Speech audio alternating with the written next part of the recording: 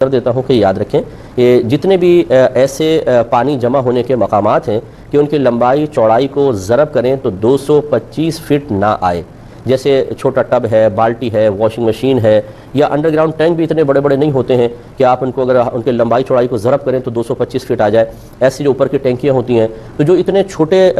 اتنے کم پانی کو لیے ہوئے چیزیں ہوتی ہیں انہیں اسے کہتے ہیں چھوٹا حوض، یا اس پانی کو قلیل پانی کہتے ہیں۔ اور شرعی لحاظ سے اس کا حکم یہ ہوتا ہے کہ ان میں اگر ایک قطرہ بھی نجاست گر جائے، چاہے اس کا رنگ وغیرہ ظاہر ہو نہ ہو، کل ناپاک ہو جاتا ہے۔ یہ سب اچھی طریقے سے مسئلہ جان لیں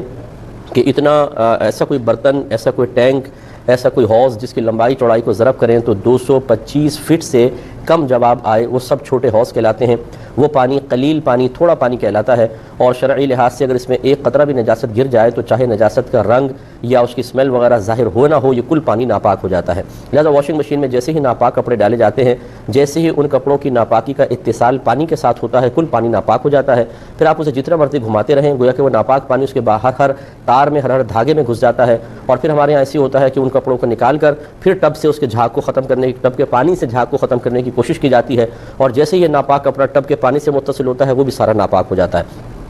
اس کے لیے بہتر طریقہ یہی ہوتا ہے کہ پہلے سے ہی سب اپنے اپنے کپڑے پاک کر کے پھر واشنگ مشین میں ڈالیں۔ یعنی جتنا حصہ ناپاک ہے، میں نے بارہا بتایا کہ جیسے تھوڑا سا حصہ کوئی ناپاک ہوتا ہے، جیسے مثال کے طور پہ یہ اس کا اتنا حصہ ناپاک ہے، اس کو نل کا کھول دیں مناسب دھار میں، کہ بہت تیز نہ ہو کہ اس پہ ایک دم چھینٹے آپ پر آئیں، ہلکے سے اس سے کھول دیں، ہلکی سی دھار، اور پھر اس کو پکڑ کر ملتے جائیں۔ جب آپ کو یقین حاصل ہو جائے، یعنی دل اس میں بالکل مطمئن ہو جائے کہ پانی نجاست کو ساتھ بہا کر لے گیا ہوگا، تو بس یہ کپڑا پاک ہے، پھر اس کو واشنگ مشین میں ڈال دیا جائے۔ اچھا، اگر آپ نے کپڑے دیے اور آپ کو نہیں پتا کہ واشنگ مشین میں کوئی کپڑے ناپاک بھی تھے یا نہیں تھے، تو شریعت پھر ان تمام کپڑوں کو پاک ہی کہتی ہے، جب تک کہ آپ اپنی آنکھوں سے کچھ ناپاکی کو نہ دیکھ لیں۔ آپ صرف گمان پر یہ نہیں کہہ سکتے کہ یہ ہو سکتا ہے گھر والوں نے کوئی کپڑے ایسے دھو دیے ہوں جو ناپاک ہوں، تو وہ پاک ہی ہیں۔ اور جو ناپاک اگر آپ نے دی ہیں تو پھر ضرور سب کے سب ناپاک ہے۔ اب یہ گمان نہیں آپ کر سکتے کہ شاید اتنا پانی بہہ گیا ہو کہ وہ نجاست بہہ گئی، کیونکہ واشنگ مشین سے دھوتے ہوئے اتنا پانی عموماً بہتا نہیں ہے۔ ہاں، یہ بھی میں نے آپ کو بتایا تھا کہ اگر بالفرض کپڑے دھل گئے پاک اور ناپاک ایک ساتھ، اب آپ کو پتہ ہے سارے کپڑے ناپاک ہیں، تو ان کو ایک دفعہ بالٹی سسٹم سے پاک کر لیں۔ اس کا طریقہ یہ ہے کہ آپ ان میں سے 2-3 کپڑے لے کر، جیسے 1-2 جوڑے لے کر بالٹی میں ڈال لیں، نل کا کھول دیں۔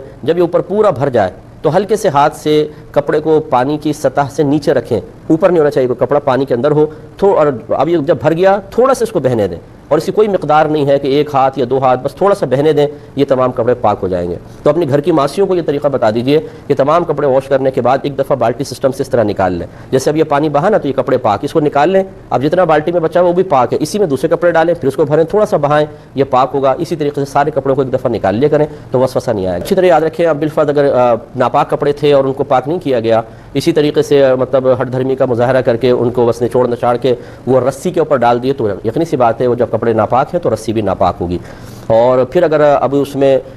بالفرض ایک تو یہ ہوتا ہے کہ دھوپ پڑی بہت زیادہ، وہ اڑ گیا سارا پانی، ختم ہو گیا، یعنی اس میں نجاست کا بالکل اثر نہ رہا، اگرچہ شرعی لحاظ سے اس کو رسی کو ناپاک ہی کہیں گے، لیکن اگر آپ دوسرے کپڑے اس کے اوپر پاک کپڑے ڈالتے ہیں، گیلے کپڑے، اور اس میں بالفرض رسی میں کوئی نجاست کا اثر موجود نہ ہو، تو یقینی سی بات ہے اگر وہ بھاپ بن کر بالکل تمام کا تمام اڑ گیا ہے تو پھر یہ کپڑے آپ کے پاک رہیں گے۔ لیکن احتیاط اسی میں ہے کہ ابھی کوئی پتہ نہیں ہے کہ ہو سکتا ہے، کیونکہ کوئی چیز فقہاء نے بالکل لکھا ہے کہ خشک ہو کے کوئی کپڑا پاک نہیں ہوتا، اسے آپ کو شرعی طریقے سے پاک کرنا پڑے گا۔ لہٰذا اس کا پھر یہ طریقہ جو بہن نے فرمایا سب سے بیسٹ ہے کہ یا تو آپ جو نائلون کی رسی ہوتی ہے وہ لگائیں، یا جیسے یہ الیکٹرک کا تار ہوتا ہے ٹیلی فون وغیرہ کا جس پہ کوٹنگ ہوتی ہے، اور اگر آپ اس پہ مطلب گیلا کپڑا ایک سرے سے دوسرے سرے تک لے جائیں، 1 دفعہ، پھر 2 دفعہ، پھر 3 دفعہ، تو اگر بالفرض اس پہ کچھ ناپاکی بھی ہو تو شرعی لحاظ سے وہ بالکل پاک ہوگا، اس کو